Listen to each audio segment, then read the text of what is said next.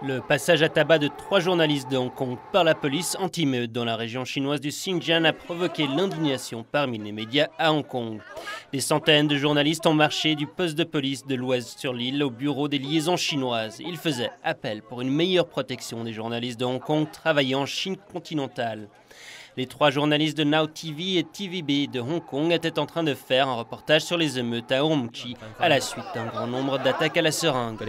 Ils disent qu'ils étaient en train de courir pour échapper au gaz lacrymogène lorsque la police les a abordés.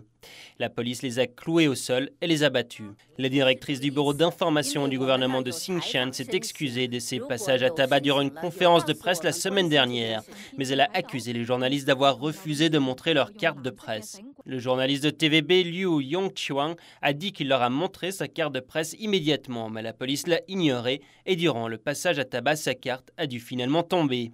Son collègue Lam Chun-wai, caméraman de Now TV, dit qu'il n'arrive pas à croire la façon dont ils ont été traités.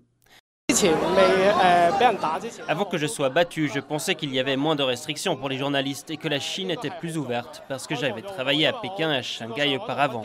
Je pensais que la Chine était plus ouverte qu'avant. Après que j'ai été arrêté, j'ai réalisé que la Chine reste comme dans les vieux jours. Avant, je ne croyais pas les reportages négatifs et les histoires d'injustice en Chine, mais maintenant, je réalise qu'ils sont vrais. Les journalistes disent qu'on leur a donné des coups de poing et des coups de pied, puis détenus avec les mains derrière leur dos le vendredi 4 septembre.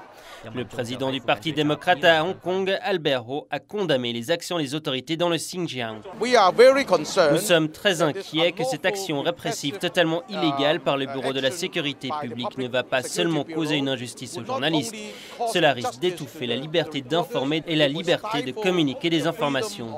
D'autres personnes disent que c'est un reflet de la liberté des médias qui est toujours sapée en Chine.